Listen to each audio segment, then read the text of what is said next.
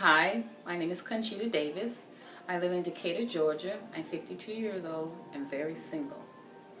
I'm going to cook a dish for you that is very near and dear to my heart. I saw it on a show. It was one of my many cooking shows I was watching, and decided I would try it, but tweak it to make it moise. So what I'm going to make for you, I don't even have a special name for it, but it's a chicken dish that's got the savory sauces of white wine and apples and cranberries. It's going to give you kind of a feel of the holiday seasons of Thanksgiving and that kind of feeling to the meal. As I went to the store today to my one of my favorite spots, which is the Cass Farmers Market, I bought some of my wonderful produces, and I have arugula and my chicken breast and my wine and all my wonderful ingredients. Of course, the cucumber won't go in it. That's just something else I picked up. But the rest of some of this yummy stuff will go into my meal as well. And as you can see in my kitchen, I have my multitude of cookbook for references that I reference to, and I go through many of them as I'm looking for a special dish, and I will tweak and tweak and tweak and tweak until it's mine. And so that's how it goes. My lovely refrigerator that's stocked with produce. Cooking to me is like therapy. Once I'm stressed out or I'm busy, I cook because it makes me feel relaxed. I try not to eat it all because I will look like a cow. So I make it and I share it with my friends because it's my way of showing my love for my friends. It's my language for love to them. So I cook and I call them up, or I take it to work, or I tell them, come get this SHIT out of my house before I eat it. So there we are with that part.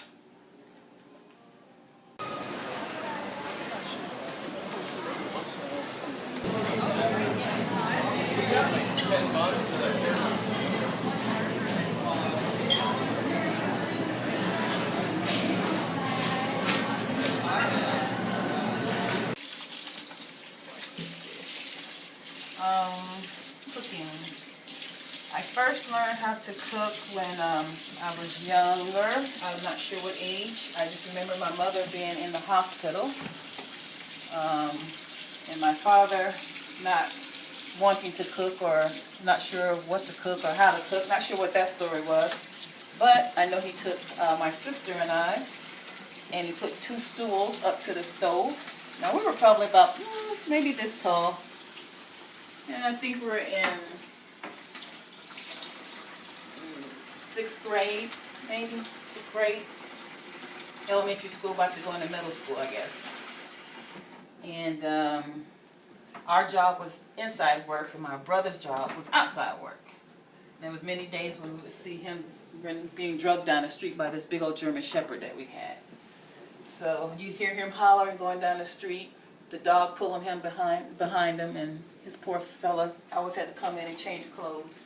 But we'd get in trouble because my dad would insist on him walking the dog, but then he would be in trouble because he got all dirty. Imagine that. But anyway, our job was inside, so we had to clean and cook and stuff like that. So I first learned how to cook, and like I said, he put some stools up to the stove and taught us how to cook. And me and my sister's first meal was breakfast. So we wanted to be creative, and we went to the store, and we got, we went to the kitchen, and we got out some eggs, and we wanted to be creative, so we went in the cabinet, and we saw food coloring. So we got all the colors in the food coloring that were in there, so we pulled out the green, and we made green scrambled eggs. Can you imagine what that looked like on a plate?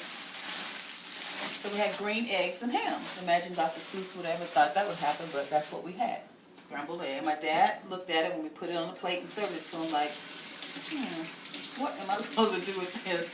But he ate it as a good supportive person would do, as they want you to continue to cook. So that was our first experience with learning how to cook. I also learned how to cook through my aunts. My mom's a good cook. All my aunts are great cooks. We just come from a family of good cooks. My grandmother, my aunts, and even my sister can cook. Of course, she's not as good a cook as I am, but you know, what can I say? Neither is my mom. She used to be good, and I learned a lot from her. But now, she takes lessons from me. So, my aunt, and they lived in Alabama, and we lived in California at the time, so we would come down during the summers and visit, and we would go to their house during the summer months, and I would watch them cook and bake. They would bake these 6 and 7 layer cakes. This wonderful chocolate cake is like 6 layers, fudgy icing, and just and a caramel cake to die for. Finally got those family recipes from them, so they'll be in the family for years to come. Mom attempted to make it. She was pretty good at it, but I'm pretty sure I'll be better at it.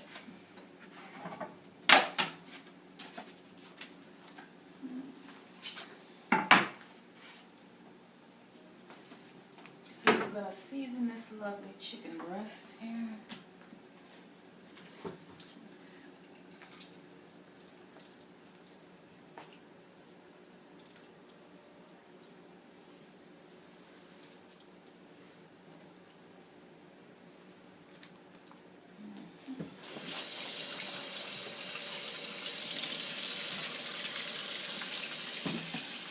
Don't want anybody to get salmonella.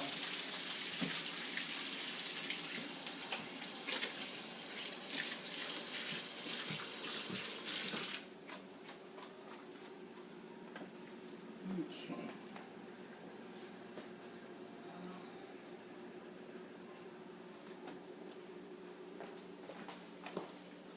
All my drawers are all my wonderful utensils, so I'm going to need my pounder for my chicken breast. What else will I need? My cabinet of wonderful stock pantry with everything I have in it. All my seasonings that overflow in here, my sauces and everything that's in here. I'll need my seasoned salt, my parsley, my garlic. What else will I need?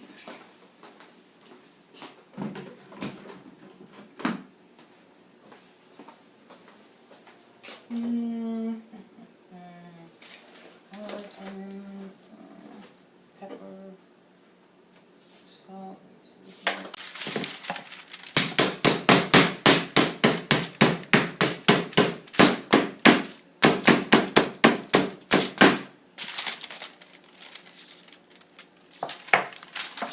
That's the right thickness I want it. Let's see.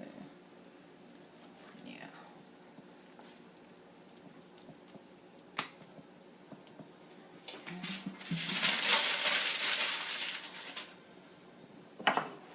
Olive oil, virgin olive oil.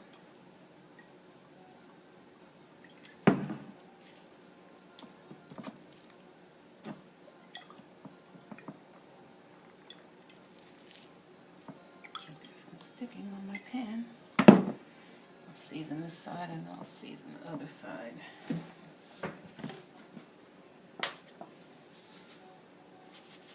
Season salt.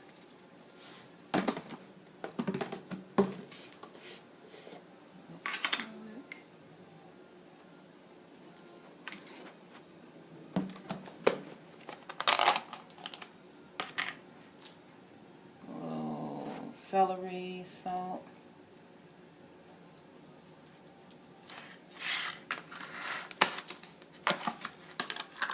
black pepper,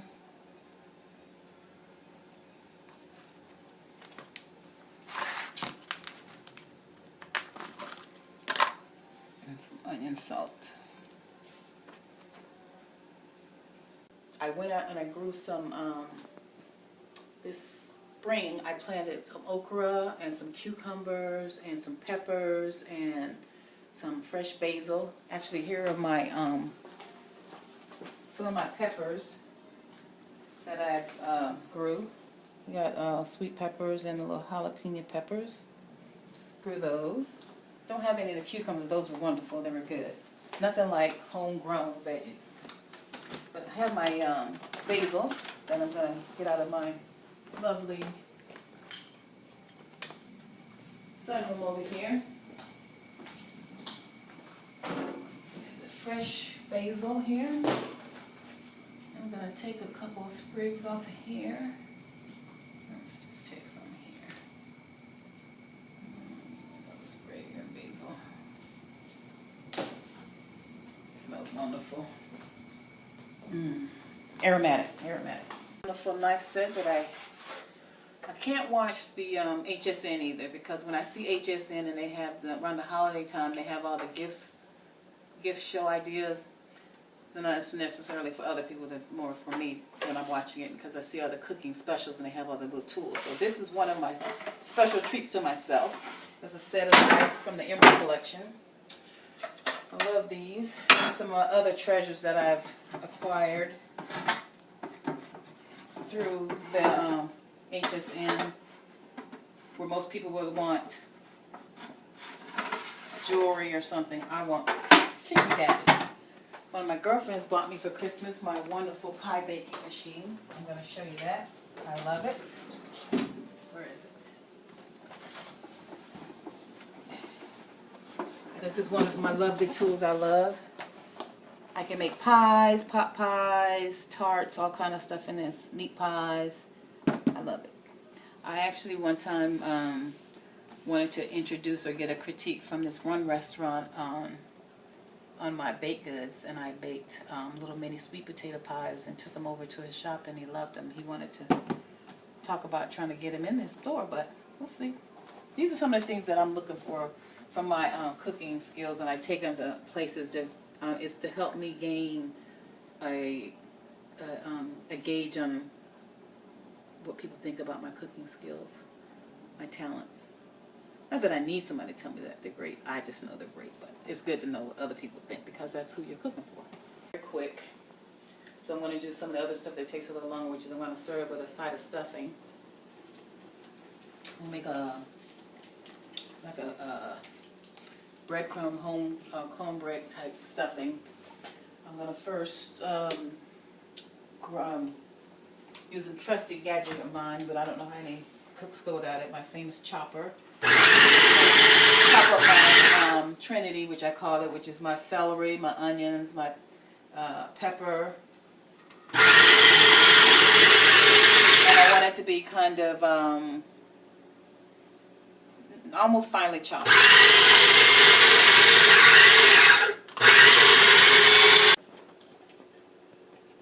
Okay, so I've chopped it to the consistency that I want it, which looks kind of like that, finely chopped. That's all that. Another memory that I had from growing up is when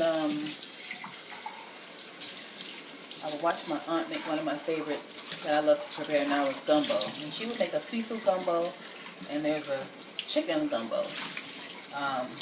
So I make one, depends on what I have what I'm in the mood for. I make a seafood gumbo and I make a chicken and shrimp gumbo. Of course, coming from the South, you have to know how to make a gumbo. But it's all under roof. It's a secret. But my aunt, they would go crabbing off the pier in Florida and catch the fresh crabs and shrimp. And we'd come home and clean the crabs and shrimp. And I'd watch her, my uncle clean them, and she would put them in the pot, and she'd make this big, massive pot of gumbo, and I would just sit there waiting and watching. And that's how I learned how to make gumbo, watching her, and just watching how she got that roux just right, just brown enough. It was just perfect, and it always came out great. And the best thing about gumbo is that it sits, because all the seasoning mesh together overnight. That's when it's the best. So you always need to let gumbo rest and let it sit. I have friends now who love my gumbo. If I call them up now and say, hey, I made gumbo, and the next thing I hear is, I'm on my way. So that's, and then I have friends at work who say, when are you going to make some more gumbo, or when are you going to bring gumbo in? So that's one of my, my signature dishes as well. So now I'm going to prepare my stuffing mix. I have some hot water boiling. I have my breadcrumbs here. I love my stainless steel bowl. It's one of my lovely tools. I'm going to use my seasoned breadcrumbs.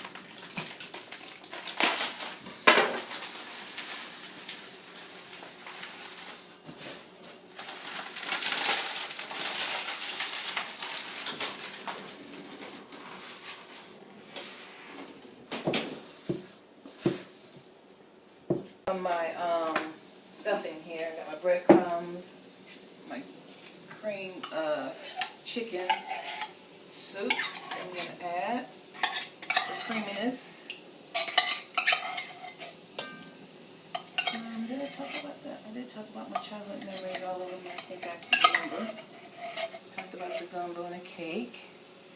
How my passion for cooking got elevated was I moved from Maryland back to Atlanta in 2005 with my company I worked for about 10 years called Storehouse, and they went bankrupt. And I had just got here. I've been here probably about a year, and just bought a new house, new car, and find out that company went bankrupt. So then I had to figure out what I wanted to do. So I decided I wanted to change careers, but in the meantime, I was unemployed. Time on my hands. Here. Trying to figure out what to do. In the meantime, I was stressing out. So, as I said before, cooking relieves me of my stress. So I would cook and invite friends over. I would have happy hour, and with a friend of ours, we would swap houses and do happy hour. Well, at my house for happy hours, I would have a full spread. I did a crab boil one time, shrimps and crabs, and of course I had other things I had cooked, because once you start cooking, I would go in the refrigerator and just start pulling stuff out and start cooking, and then I end up with a smorgasbord of all kind of food, as I always do. So when I have parties, people always make sure they come to my parties because they know I'm going to have a spread of food. I'll start with some appetizers, and it ends up with a whole table full of appetizers.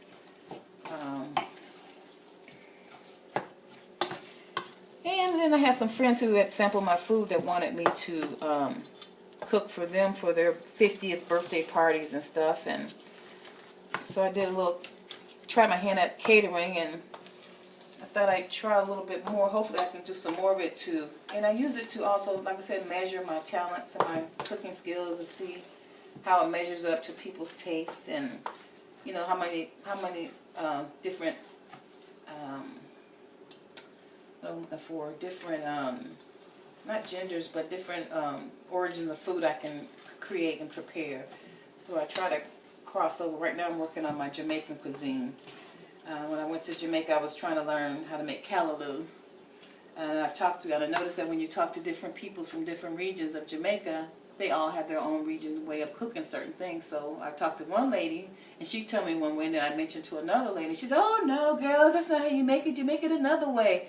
And then they tell me that way. So then I just learned that you take a little bit from each one, try it, see which works for you, and tweak it from there. So I'm still working on that. I just keep trying to expand my cooking horizons as we go along. But I must say, that's pretty good. Pretty good.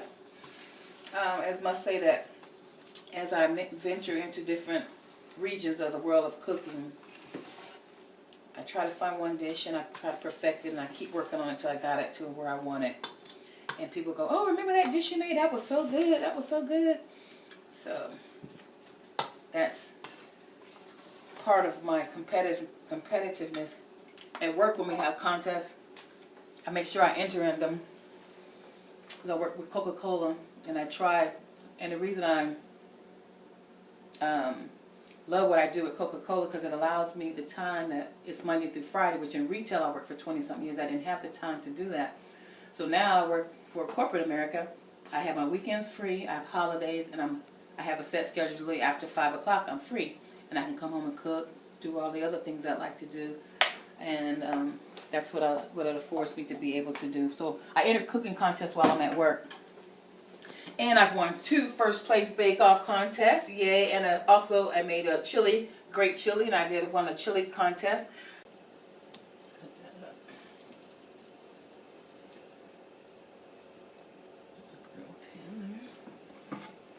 Until it's done.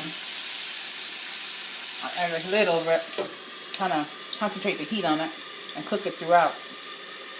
I don't want to overcook it, because breast can get dry if you overcook it. And plus, it's going to be cooked, so continue the rest of the cooking with the dish already too. So if I can get it to the right temperature. Okay. As I slice this in pieces, you can see how perfectly done it is and juicy. Juicy that is. Just take a sample of this delicious.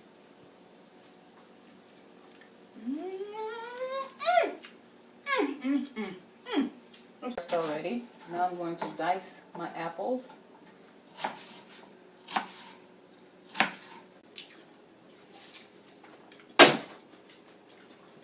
In my pan, I have olive oil and butter.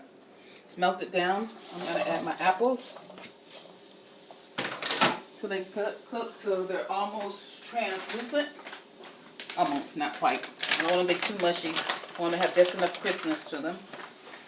And as those cook a little bit more, I'm going to add my craisins, my cranberry raisins in there. I'm going to add the chicken, chopped chicken that I have in there. This juicy chicken I'm going to add in there.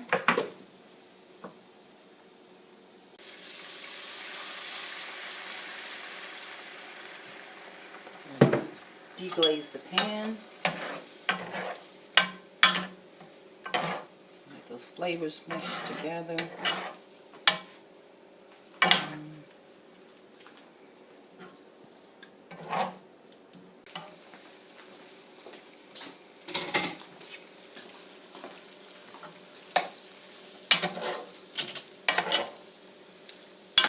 So starting now? Yep. Okay. This is beautiful downtown. Got the camera switch right. Downtown Decatur. We have some historical buildings downtown that have been revitalized. It's kind of like the concept of an area where I'd like to have a shop, a bakery deli. You have a mixed use community here. You have work life. You have the geographic is of all ages, mostly upper, I'd say, single family to your your Bumpy crowd. We call them Bumpy crowds. Family neighborhoods, school districts are great. You got a mix of different shops and businesses. There's lots of places where you can eat outside. There's active community where people jog through the neighborhoods. There's actually, downtown Decatur is built around a square. And in the square, there's lots of different restaurants down there where people sit and eat and socialize from the courthouse and also from the other restaurants in the area. I think it was voted. Decatur was voted one of the top 10 cities in the U.S.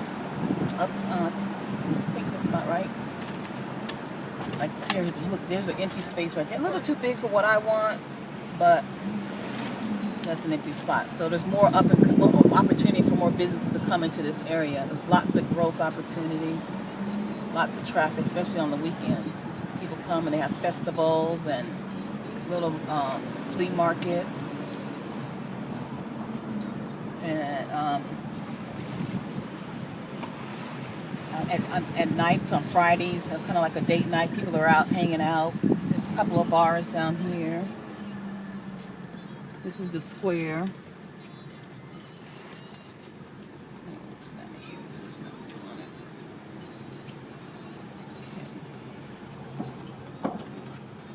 This is the square where people come and eat lunch and stuff, and I can just see them taking my hot soups or sandwiches or a hot meal and chilling out in the neighborhood. Kind of got an eclectic group of people.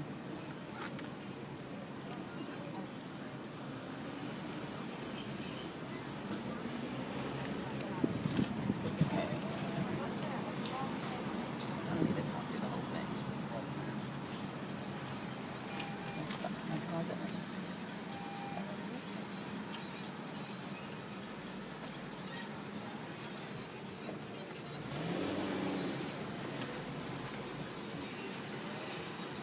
All right. You gonna Photoshop it? We'll make you look good. Huh? We'll make you look good. You have nice tight abs and big guns. Big gun. Well, you know. The civilian type guns. We're gonna head to today. Actually, we're looking for a place for her new restaurant. What kind of restaurant? Bakery deli, What is it? like a bakery deli. Oh, thank you. Thank you, huh? You'll be our first customer. Yes, ma'am. Excellent. See, you got families and Can't think of anything that's coming open around here though. yeah, Any spots? never know.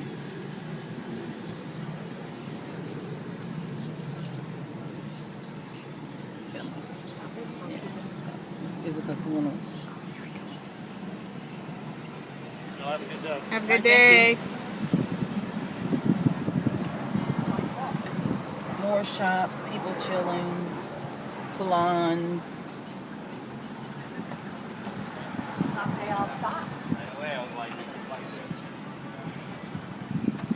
He's not getting all the big shops. It's just kind of getting.